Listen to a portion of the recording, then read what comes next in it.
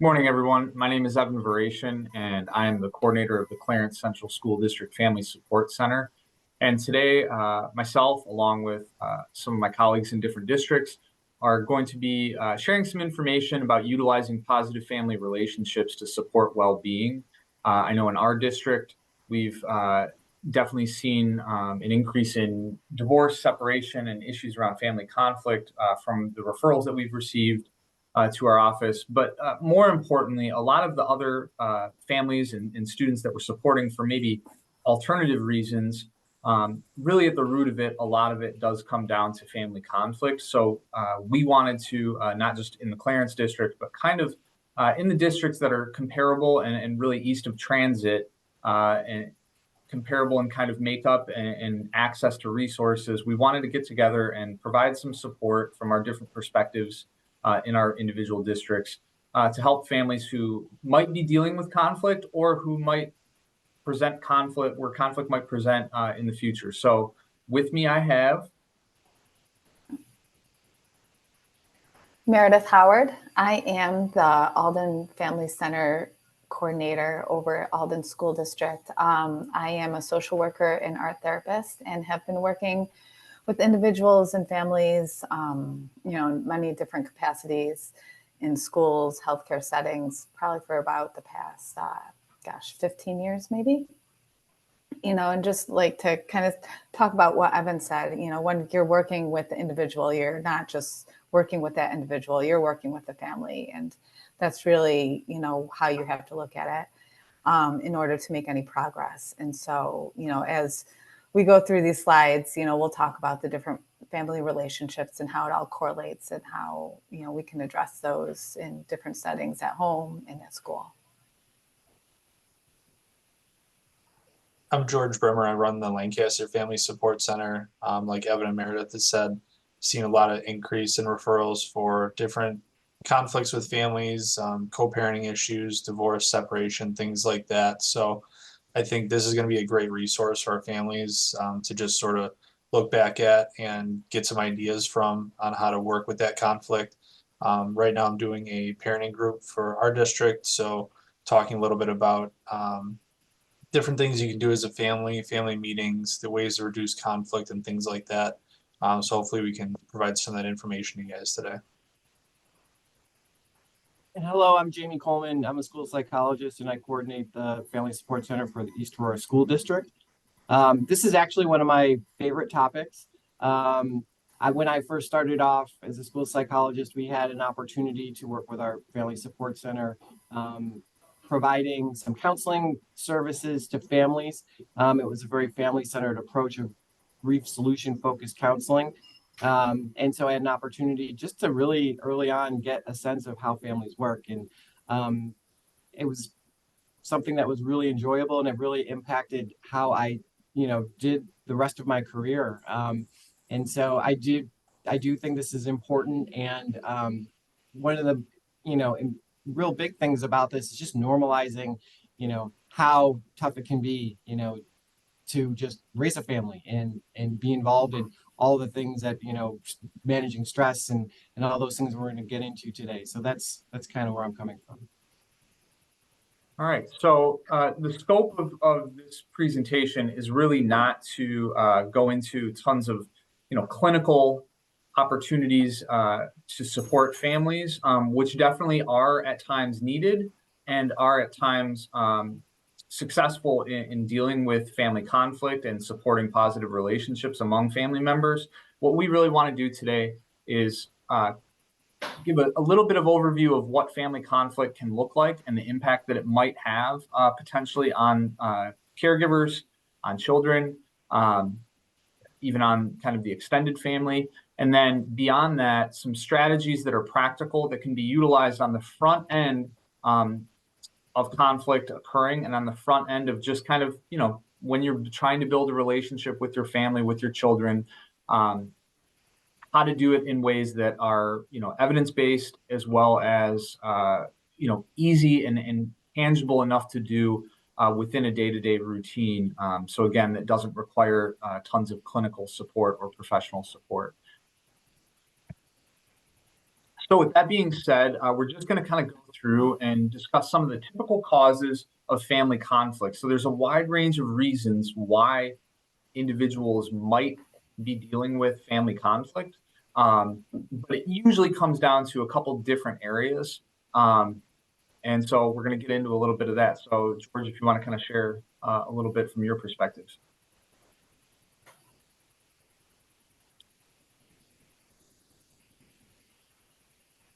From my end, just talking about the extended family, we're coming out of the holiday season. So if you're watching this video, you have survived. Those extended family gatherings and visits, that can definitely put some conflict on folks. Different expectations with communication, especially generationally, that can vary between ourselves, our parents, grandparents, things like that.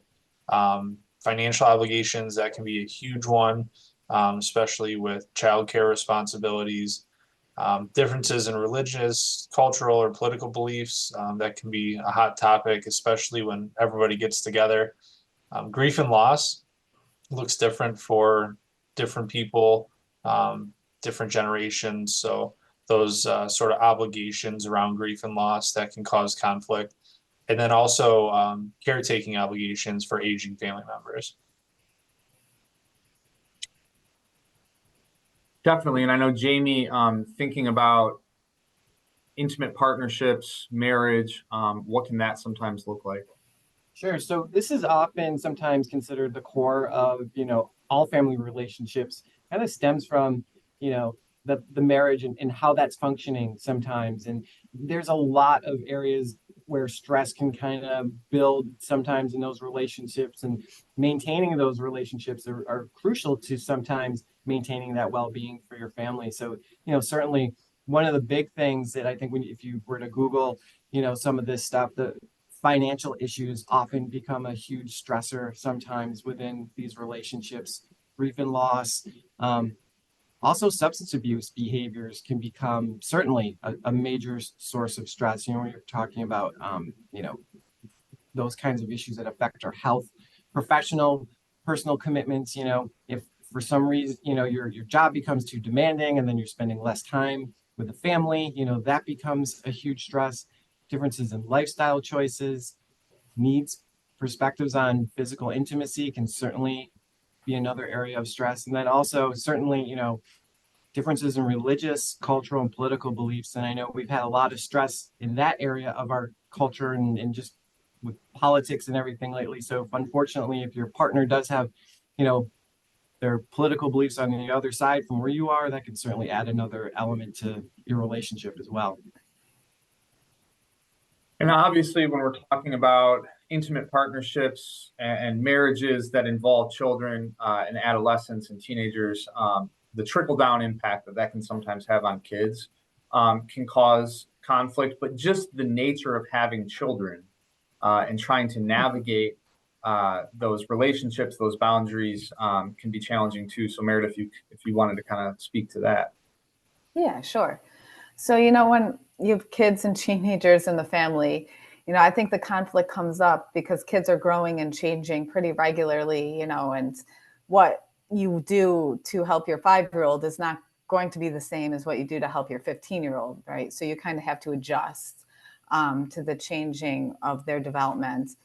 Bedtime and morning schedules, are any transition time really, are those tough times where you have to find routines and try to work through that. And there's tends to be just a lot of conflict around that. Any transition is tough. As they get older, choices in friends, that's how they socialize. That's how they, kind of form their self-identity. So being able to choose friends and, it changes every day. So there's going to be a lot of conflict around that as they try to figure out who they are. Eating and mealtime expectations, that's tough these days. Everyone has busy schedules. It's hard to sit down as a family. So that's tough to be able to do that regularly, and that can become a source of conflict as well. Chores, helping out around the house as kids get older, expectations change, the parents' expectations of the teenagers change, and, that can be difficult and a source of conflict as well. because the teenagers don't really have that developmental capacity to understand yet, but the parents want them to. So it's a tough balance. You really have to find a good balance. Sibling relationships, I I don't really have good advice for that, but I think there's always conflict there, and you have to figure out ways to get around that. Even as adults, I'm sure people can think of their siblings now and think, there's probably conflicts going on there now that were never resolved. And that's school expectations, of course, school grades and figuring out like how to best help your teenager or child in school. There's always going to be conflicts about that regarding homework, attendance, behavior, that sort of thing. Yeah, and as we kind of age, as partners or spouses, and as parents or caregivers to children, we sometimes also are in a situation where we're having to consider not just ourselves and our immediate family of ourselves, our spouse, our children, but also family members that are aging, parents that are aging, whether that's in-laws, maybe an aunt or an uncle that is close, and certainly parents of your own. And that can present new conflict and new challenges that there's not always kind of a great answer for either, because every person is so different and what their needs are so different. And depending on our own experiences as a child, maybe we were able to see our parents go through the same thing with theirs. If, fortunate or not, I would consider it fortunate to have those types of experiences to reflect on. But a lot of us don't. If you didn't have that experience growing up, seeing a grandparent age, seeing how that was handled, it can be a really challenging time for both a marriage or an intimate partnership, as well as for children, being able to deal with maybe the grief and loss that might come with that as well. So when we talk about aging family members and the types of things that could cause conflict, I think all of us probably at some capacity, if you're probably under the age of 60, have dealt with an older parent struggling with technology. Maybe it's a phone call, trying to navigate how to set up their printer at home. I know this has been at times a part of my life. And even something as simple as that, again, depending on where your patience level is as a parent or as a caregiver to your children or as a spouse, you might have other things that are already causing you stress in your life. And now you have to kind of worry about an aging parent who maybe is dealing with memory loss or illness or physical limitations, and you care about that person. So you want to support them while tackling all of the other things that kind of come with the other aspects of life. Certainly, as George discussed, and Jamie, differences in religion and culture, political beliefs, expectations with grandchildren can be a big trigger point. Some grandparents, as they age, want to be very involved, but that might be limited. Some might not want to be as involved, and that could be challenging for parents if they don't have other childcare opportunities. And then finally, just differences in expectations with communication frequency. Everyone grew up differently, and everyone might have different expectations within a household of what they want from communication with their aging parents and their involvement. But the key point here is that as people age, there is a loss of identity.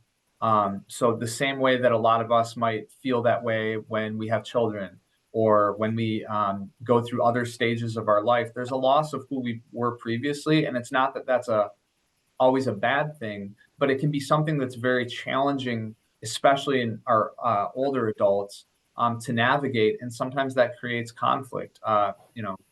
The grief and loss aspect of losing identity that might be related to memory or physical limitations can be significant. So this is just kind of an overview of all the things. And I'm sure if you're watching, at least one of these probably hits home. I would imagine in every area, there's something that you could say, yep, that has caused a conflict in my household at some point.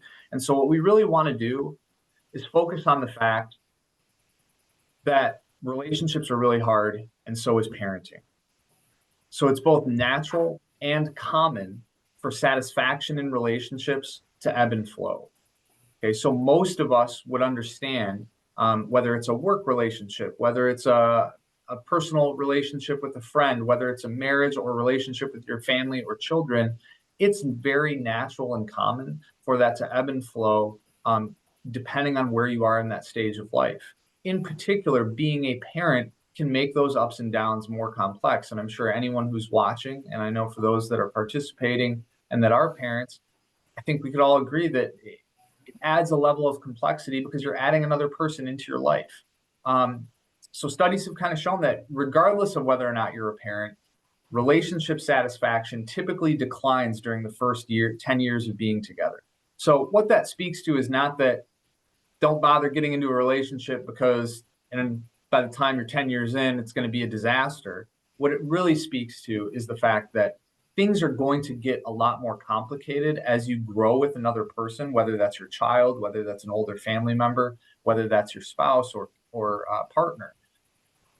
Going into those relationships, kind of knowing that that is what the data and what the research suggests, helps us understand that it's probably going to be hard at times and that we need to access support and find ways to manage that. So while both decline, though, relationship satisfaction is lower for parents, not a surprise. And also probably unsurprising, it's most pronounced among mothers of infants. So when we take into consideration the childcare needs of a new mother, which generally speaking, mothers in our society still have served kind of as the primary caretaker. That's not always the case. But based on this study, they found that compared to childless women, 38% of mothers of infants had high marital satisfaction versus obviously 62% that didn't. So just some context there to provide.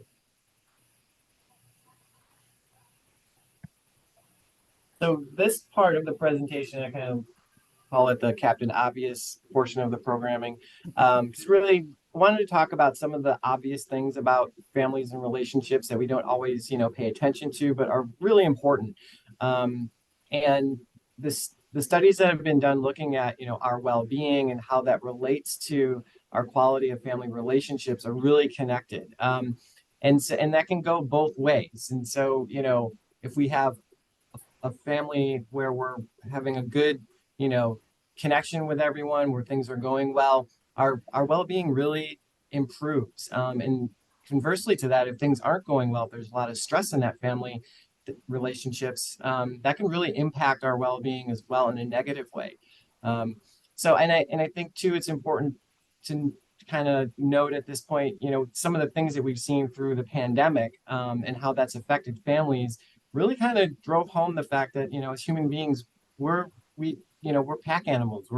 We regulate by social interaction. We have that need for safety that's really satisfied through our family and through our social relationships.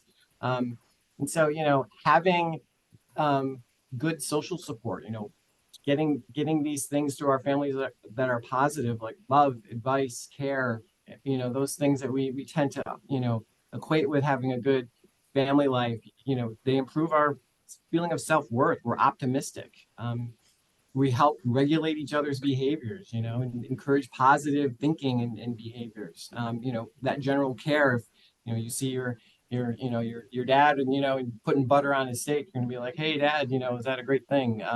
So those kinds of things. And also that getting that sense of purpose and meaning is important too. And from my own personal, perspective and being a dad, that is one of the most important things to me and my own identity and how I see myself. And, so having that role and my relationship with my kids is very important to me. So that is also a good, aspect of the improvement of our well-being to our family relationships. And then also just the social and tangible resources that come with that, having those people around you who care about you, who are going to protect you and, do things to make sure that you're okay is also very important.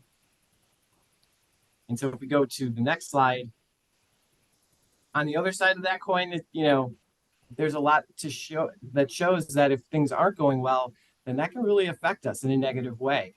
If there is stress in the family dynamics in those relationships, this can affect they've actually shown in these studies that it affects not only your psychological, emotional well-being, but your physical well-being as well.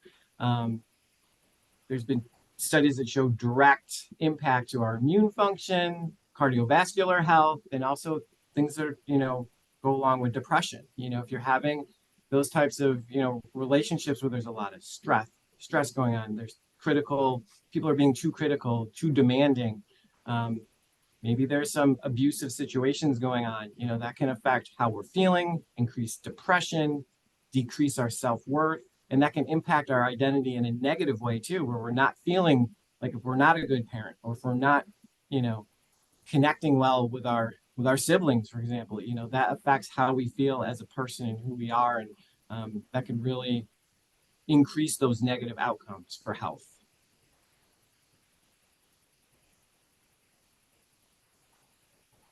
And when we think about kind of the impact that can have on youth, these are just a couple areas to consider.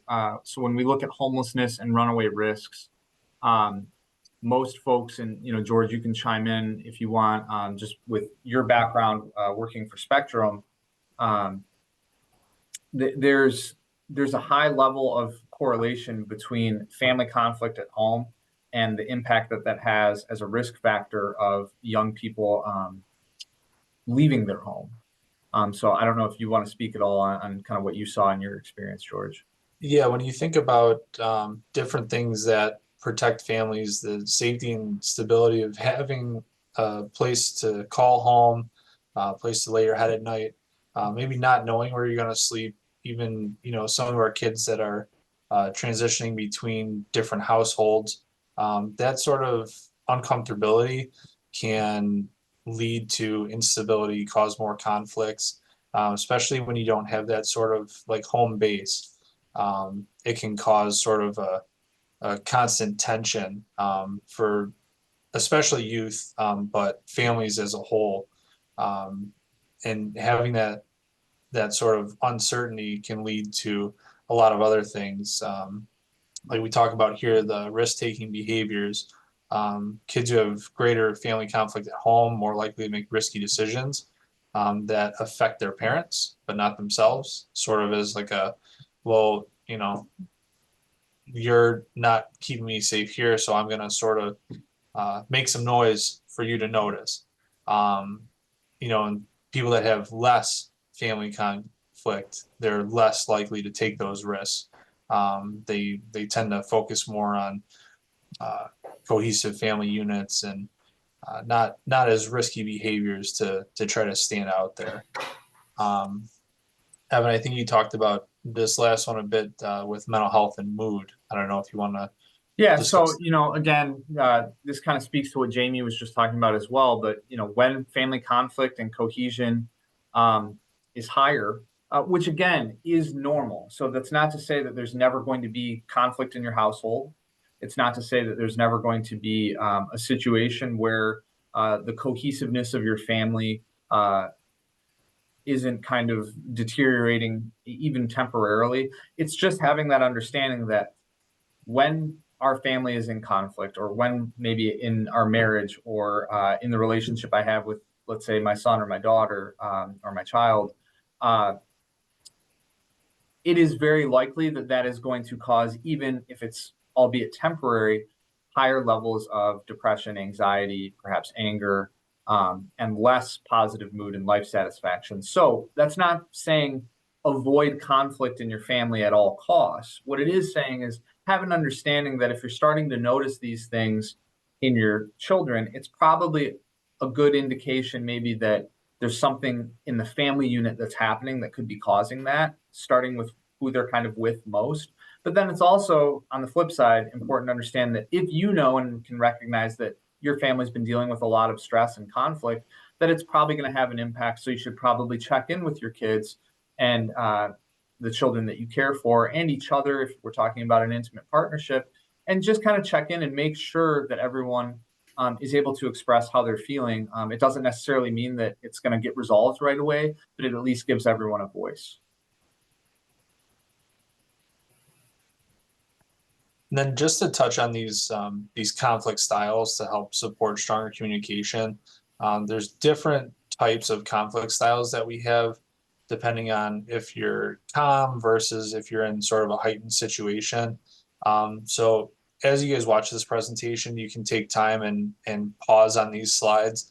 I'm just going to touch on a couple key areas of some of these, but just so you know, like each type has its own advantages and disadvantages. There's no right or wrong kind of conflict style, but the more you can understand your own conflict style and the people around you, their conflict styles, you can help resolve conflicts, avoid future conflicts, and you can communicate more effectively when you know sort of how you're going to present and how you're going to maybe argue your side of things going into a situation. So looking at just a couple of the highlights from these, the directing style, you're focusing high on your own agenda and focusing on the relationship low. So that might look like we're going to do things my way. It's my way or the highway. Let's just get the job done. The avoiding style is low on your own agenda and low on the relationship. That's sort of the, forget it. Can we just do this some other time? I'm not going to be bothered with this right now. Just avoiding that whole situation. Compromising, that's sort of meeting in the middle. So it's medium on your agenda and medium on the relationship. You want to sort of make a deal, meet people where they're at. The cooperating one, that's going to be high on your own agenda and high on the relationship.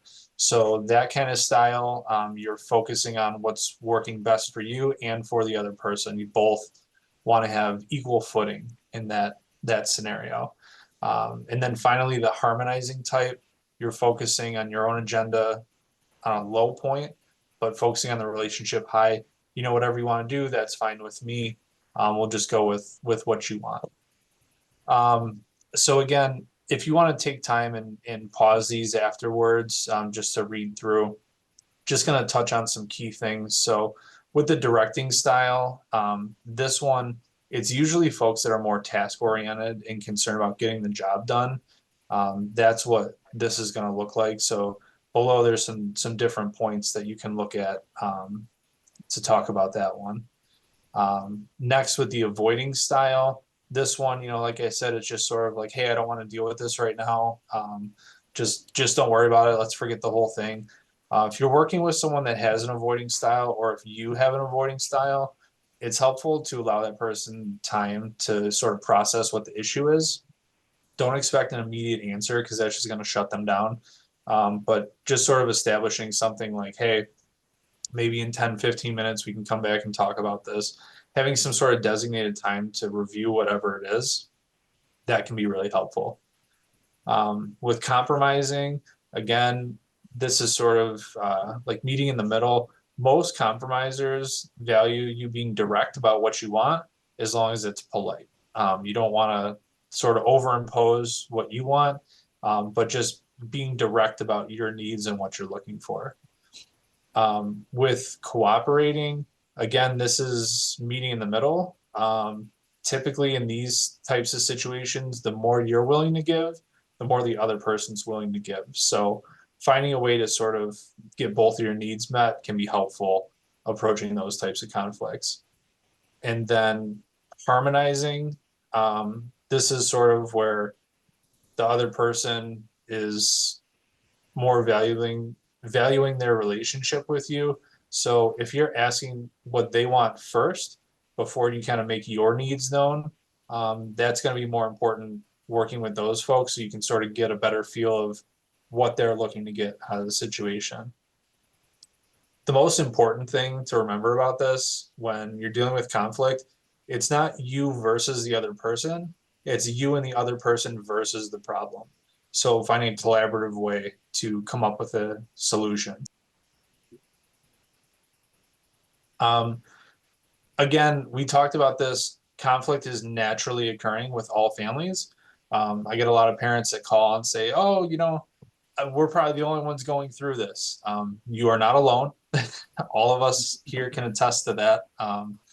We've most likely heard it before, whatever the issue is. But what I want to just talk about briefly is family meetings. These can be formal or informal. So this is sort of like a formal structure on what those look like if this isn't something you do regularly.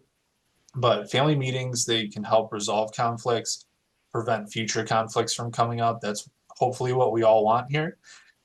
So it's just sort of a designated time for all the family members to get together, discuss some different issues, and be able to be heard and understood in those situations. They can lay groundwork for things like upcoming trips, holidays, family events, if you're making changes to house rules, things like that.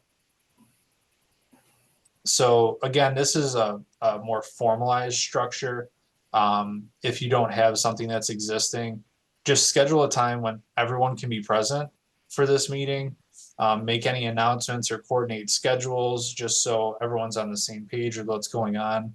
You can review and vote on old business if you have anything that you were working on.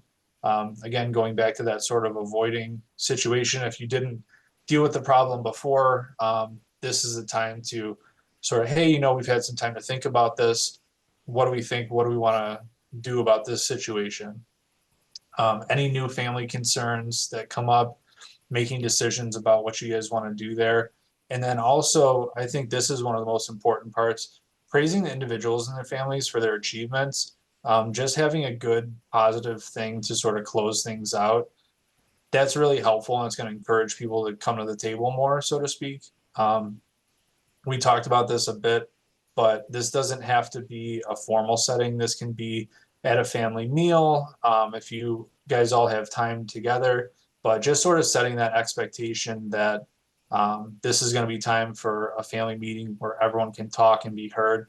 You want it to be at a neutral time. So if somebody's upset or there's issues going on, you want to address that before you dive into a family meeting.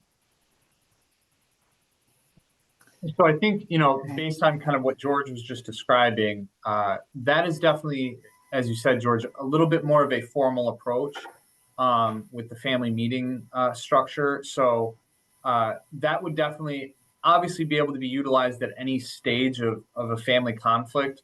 But for many folks who maybe aren't quite at that point with either the conflict that's already occurring in their family, or maybe they haven't had any significant conflicts with their family yet, or with the relationships that they have. It's also important then to look at, okay, what are some of the other things that are maybe less formal, maybe more routine and structured based in a preventative way to support our children, to support each other, and to support our family units. So Meredith, if you want to kind of talk a little bit about that. Sure, yeah. So, I really wanted to talk about younger children and how to communicate with them, because really they don't have the language skill or the expression that you or I do to be able to communicate their feelings, their needs. So it's a little bit more tricky to manage those tough situations as parents and caregivers, because we don't always understand their needs or understand what they want or how they're feeling. So I just wanted to touch on meeting the needs of the children. This is important because, if you think about you or me, when we get a bad night's sleep or we haven't eaten, is it harder for us to communicate with people? I mean, for me, yes. If I'm irritable, do I want to always talk to people? No, not really. So it's the same with kids, but it's just harder to understand that because they don't have the language skill. But if you look at the basic needs, that's something that we as parents and caregivers have control over, that maybe we can help them and have that foundation and be proactive and create some preventative measures. So sleep habits, I recommend talking to your pediatrician too if you have questions about this, but looking at timing and how long are they getting enough sleep. Infants and children need a lot more sleep than, say, adolescents. And looking at bedtimes, do you need to adjust the bedtime to get better quality night's sleep? Do you need to adjust something in their bedroom? Is there too much light? Is it too warm? Creating a quiet place for them to rest, could that be helpful? And each child is different, so you really have to look at these slides as guidelines and suggestions for if you are having issues or you want to make a change with your child's routine or sleeping habits. These are just some things that you can try out at home. Again, with the routines, it's very important for kids to know what's going to happen, their expectations, and they like the predictability of a schedule, especially during those transitional times in the morning and at night. So these are just listed on the slide, some routine tips specifically for bedtime, but really you could use it. You could apply it to morning, you can apply it to other times of the day too. The routine should typically be the same routine every night. You're going to have adjustments on weekends and whatnot, but if you try to be consistent, that's always helpful. And just focusing on keeping, if you're settling the kids down for the night, keep the heart rate down. Don't have them go run outside for half an hour, then send them off to bed, because chances are they're not going to be happy and they're not going to want to go to sleep, right? And then also I wanted to touch on creating a balance of activities for kids. Just like you're giving them a healthy diet, you want to create a healthy balance of structured and unstructured activities for the kids, because that's how they learn and grow, especially younger kids. They learn through play, and it's okay to let your kid be bored. As parents, I think sometimes we feel guilty that our kid's just sitting there and there's, oh, I'm bored. That's where they grow and develop creativity wise and problem solving. So it's okay for them to be bored. So just don't be so hard on yourself as a parent or caregiver when those situations comes up. It's okay. And then also my last area was just to prevent and prepare. So watch your child's routine. Know what their patterns are. If they have lots of energy in the morning, maybe that's a great time to take them to the playground. If they are really cranky at night, maybe that's the time to settle them down and read a book. Know what's calming and soothing for them, and use those when you're in those situations where they're having meltdowns or they're a little tired. Have an idea of what's going to get them to a calmer place, and know their triggers. So those are just some ideas of, how to meet the basic needs of kids. And then the next part I wanted to just touch on is healthy emotional modeling. And, it's a really fancy words, but really it just means you need to show your child how you handle your emotions, and then they will understand how to handle their emotions. And it's not always easy as adults. We have different ways of handling our emotions, but being aware of, if I'm really upset right now, my kid is watching, how am I going to handle this? Look at what you do. Are you using healthy coping skills? Are you not? What do you want your kid to do when they're upset or angry? Model that behavior for them. You don't think they're watching, but they are. They're paying attention to these little things, and this will help them later on with communicating with you. If they're able to communicate their feelings and their emotions and cope with them, it'll make things easier for you, especially as they grow into those teen years. And then this kind of goes along with modeling behavior, is being flexible with your emotions. It's not always easy. Sometimes it's tough to watch your kids struggle. It's tough to watch them have anxiety, but you want them to have that anxiety and work through it and adjust it and be flexible with it. And a good way to do that is to show them that you can do that as well. One example that I always use is when when I have a long day at work, I get home and I'm tired and, I don't really feel like making dinner. I just kind of want to sit, and, my kids, they just all want to play and have all these fun things and exciting things to tell me. And I'm just tired, and I tell them, like, hey, didn't have a great day. I'm tired. You know what? I'm going to take 10 minutes. I'm going to go sit and read my book or whatever, and then I'll come play. That it's pretty simple as that. You don't have to like go into detail about how horrible your day was or why you're tired, but just show them, this is how I'm feeling. This is what I'm going to do. And then I'm going to come back and talk to you. They can pick up on that, and then they see that, and they're more likely later on to come to you and communicate to you how they're feeling. And, then you can work on some coping skills with them as well. And the last thing, oh no, go ahead. Sorry. I just saw something. You want to show your vulnerability, and just to go along with that, because if you're vulnerable and you're showing your emotions, they're more likely to be vulnerable and come to you when they are vulnerable. It goes both ways. So I just wanted to put that in there. And then the last one, strategies for communicating with children. You know, some days when you don't feel like being flexible with your emotions or it's just too much for you, these are just simple ways to know that you're there for your child. You know, validate their feelings. Say, you know, I see you're upset right now, and you know, I'm sorry that you're upset, or you know, however you want to word it, but just see that they're upset and acknowledge it, or see that they're happy. You know, you can always acknowledge positive feelings too. It's not all negative. Knowing that they're the, you know, just be there for them. Say, I love you. I'm here for you. Those little things can go a long way, and they're easy things to fit in throughout the day.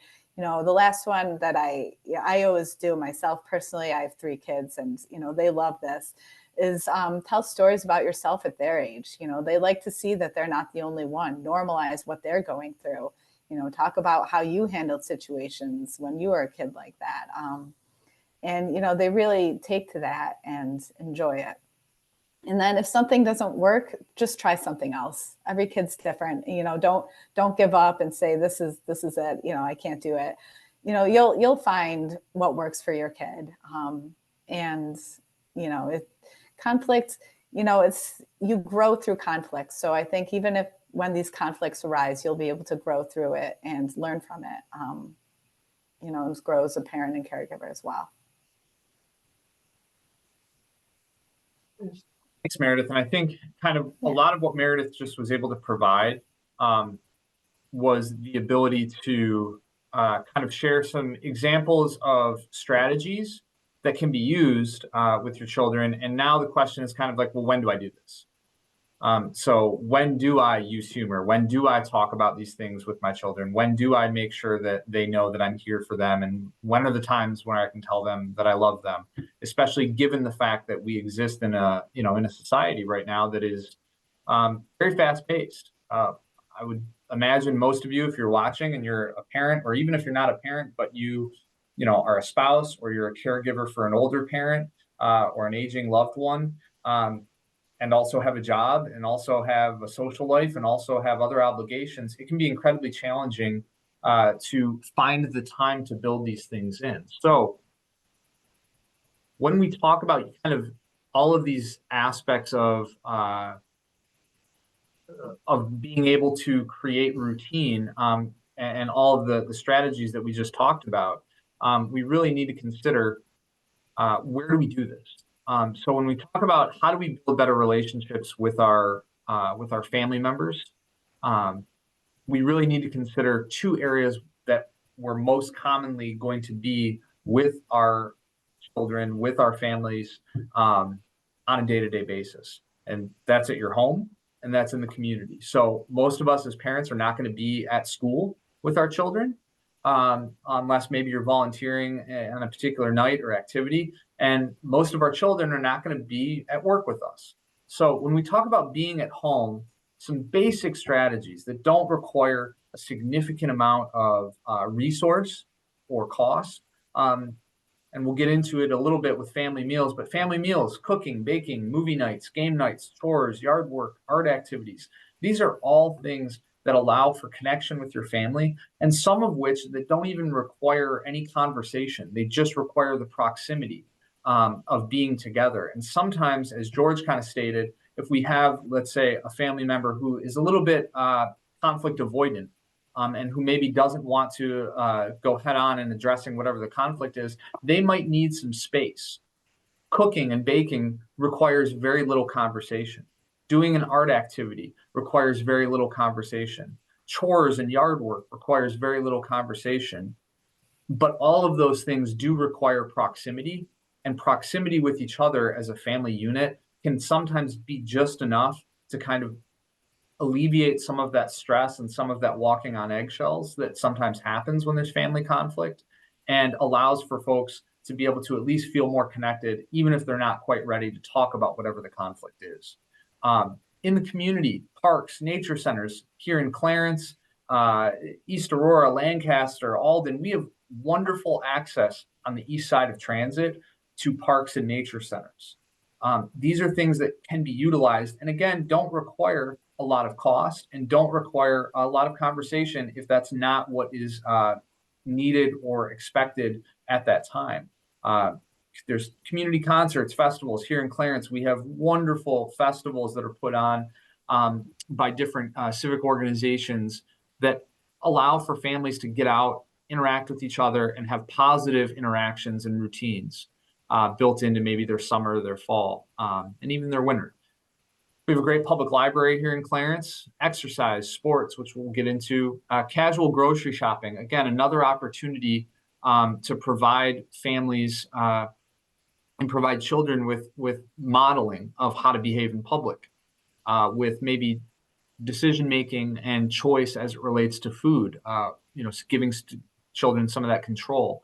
And then volunteer work. We have in Clarence, and I'm sure the other folks could speak to their respective communities, we have a wonderful food pantry that always needs volunteers. We have a wide range of opportunities here in Clarence to volunteer.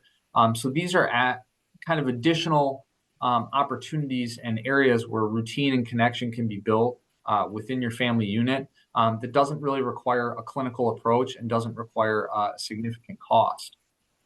In particular, when we talk about family meals, we really want to talk about setting clear and realistic boundaries for mealtime. So family meals matter, and we're going to get into some of the data around that.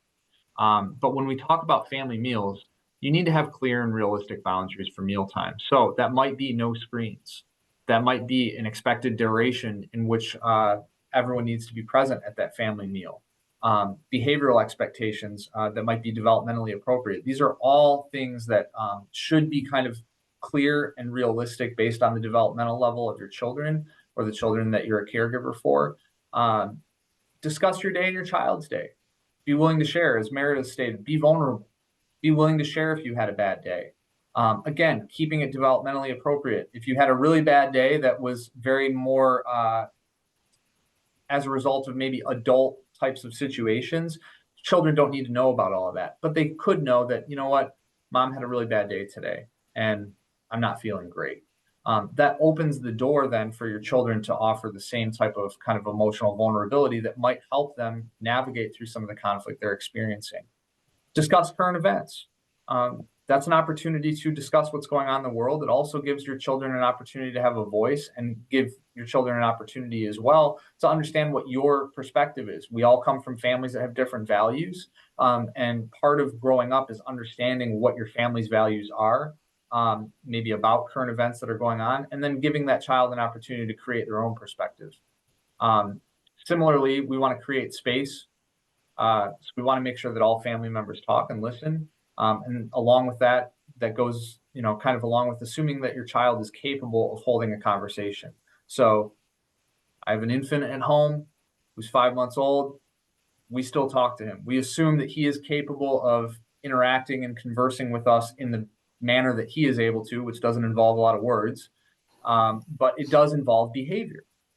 So it kind of is that the adage of behavior is communication. So even if your child isn't fully capable of engaging verbally in a conversation, which might be the case, there are behaviors that can be indicative of your child's ability to hold a conversation. Eye contact, body posture, all of those things are things that are going to be expected in the classroom or in the workplace at some point, and are, again, indicative of, hey, you're paying attention, you're listening to what I have to say, even if you aren't quite ready to engage. And so what that really comes down to is prioritizing and praising engagement and whatever that might look like. So it doesn't always have to mean, if you're sitting down at the table with your family, it doesn't mean that your teenager is going to have to get into some big, long discussion about their day. What it might mean is just staying at the table. And again, that goes back to setting those clear expectations that engagement is more about us being together in proximity. And if it does mean that we're communicating verbally, great. But it, like George said, that might not be where that child or that partner is at right now, especially if you're experiencing conflict. So family meals can be a big addition to kind of resolving family conflict and avoiding that conflict escalating further. So there's strong correlations between family conflict and eating behavior. So in homes where there are positive home environments, meaning that all the things that Meredith just kind of laid out, where there's open communication, there's good routine, they're usually associated with healthier food-related behaviors.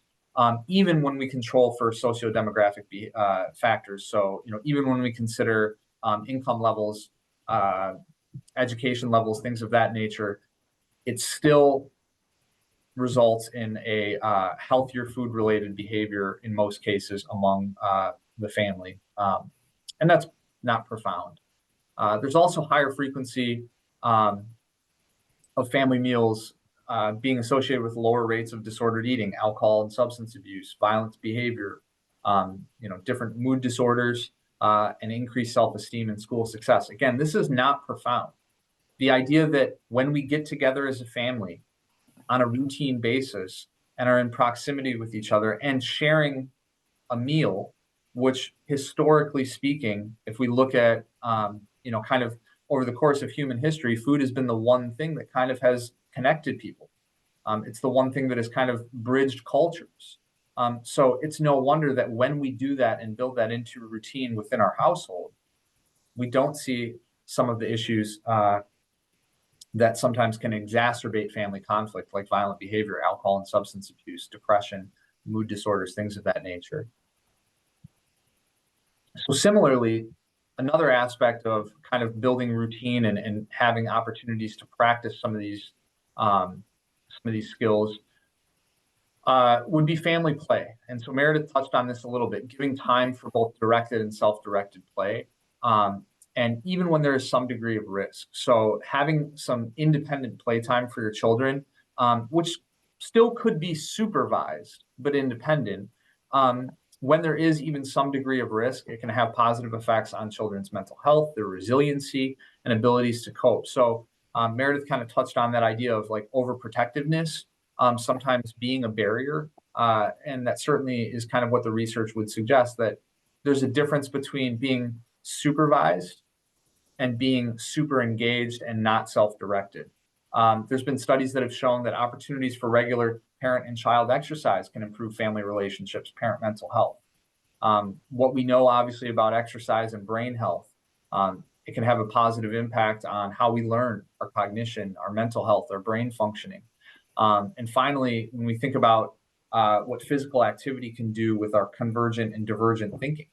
So when we think about giving children opportunities throughout their day and modeling opportunities to problem solve or to create new ideas, play has a huge impact on that.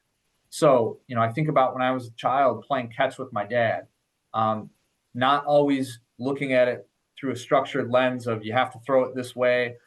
I might work on throwing the ball sidearm. I might work on doing something goofy and throwing it with my left hand if I'm right-handed. Again, that's okay because it's creating opportunity for the brain to grow. Everything doesn't always have to be structured when we talk about physical activity and family play. Children have an opportunity when they go home after a very structured day to kind of relax. That's a great time to build in some unstructured play or some play that allows for more divergent thinking as well. So in short, I think we could all agree that being part of a family is complicated and can often be as challenging as it is rewarding.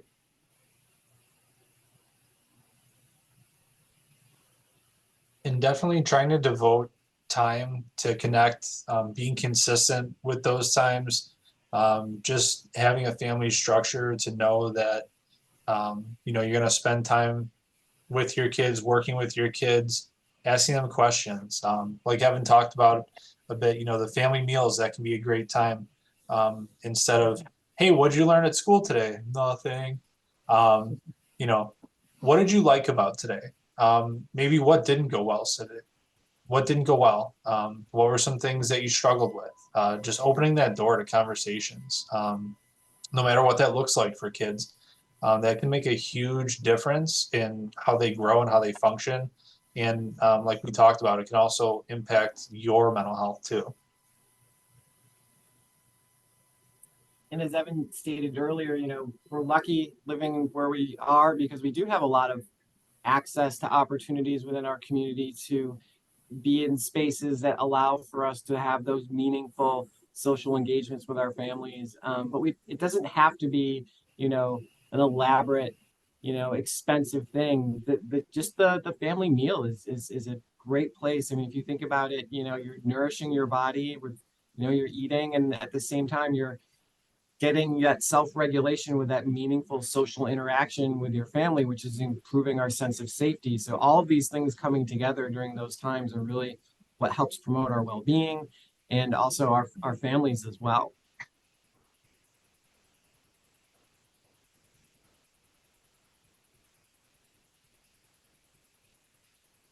And how we choose, as Meredith said, to kind of model our emotional regulation, our communication skills, and how we approach conflict, similar to what George had stated as well, can have a long-lasting impact on our children. So when we consider all of these things, it really comes down to conflict's going to happen. It's part of being a family, but there are simple ways that we can adjust our routines. There's simple strategies that we can put in place, and there's ways within our community that we can access support to better approach conflict within our households and to support our children through that. So if you need support, places to start would be the respective family centers and family support centers in your locations where you might be. So our information is up there. There's QR codes that you can scan to get to our websites, and our respective contact information is up there. I don't know if anyone else had anything they wanted to share with regard to what their family support center is able to offer, but otherwise, I hope this was beneficial for everybody.